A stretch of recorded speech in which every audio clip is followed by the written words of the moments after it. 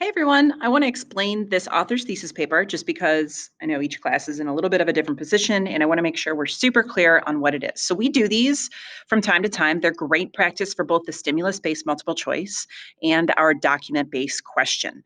This is also what makes it the college level of class. These are tough. They're not easy. So I want to urge you to come in for some extra help.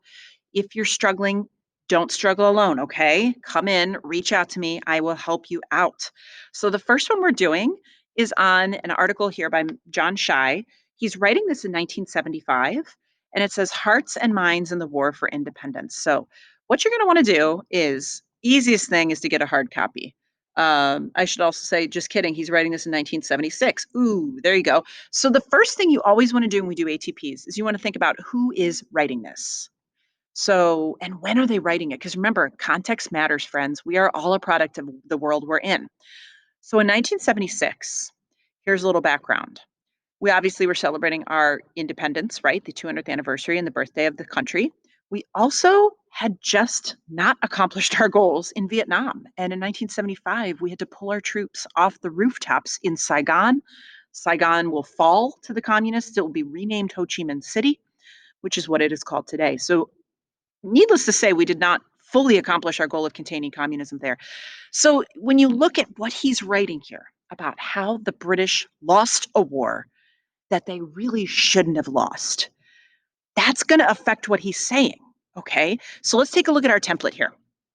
And this is why I always say it's a good idea to think about the author's background and time period in which they wrote their piece.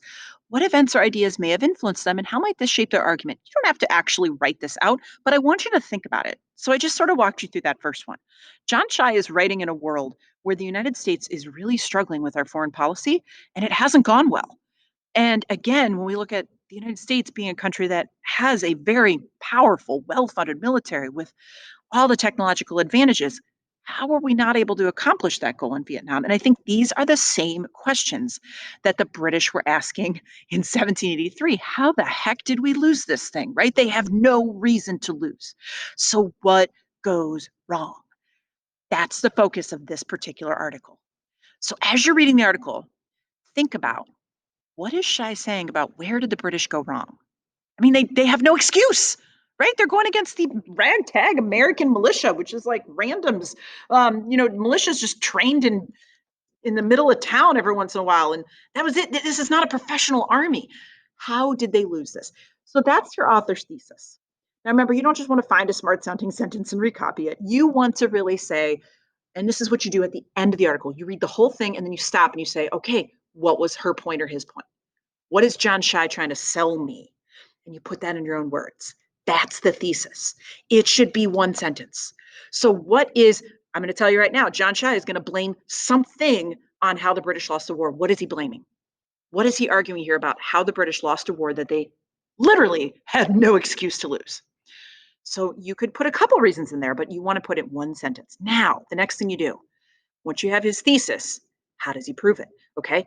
Here you can paraphrase quotes. You could put page 8, paragraph 1, lines 3 to 8, but then don't just stop there. Which what I'm looking for is how do you tie that to here?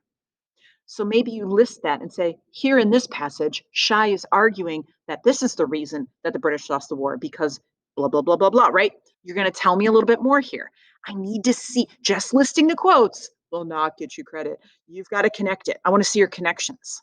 We'll discuss these in class, so it's really good to have some good specifics here. Another thing I always tell people is try to make sure you get a wide variety. Don't get your evidence from all one page, or all one page in the beginning of the article. This is where you show me you read the whole thing. So I need to see a wide variety, a little balance. Something he maybe argues in the beginning, maybe something in the middle, something towards the end. Give me a balance of his argument here. Because if you quote page 1 3 times, I'm gonna be suspect on did you actually read it. So yeah, show me you read it here. And then the last part is, do you believe him? Okay, are you buying what he's selling? When he's saying the British lost because of this, what do you think? So try to avoid using the pronoun I here. We want to write in concrete terms and make it sound like it's not opinion, more fact. So you would say, historian John Shai is correct when he argues blah, blah, blah, blah, because blah, blah, blah, blah, blah, blah, blah. All right, you like my sound effects. Or you could say, historian John Shai is right about this Explanation.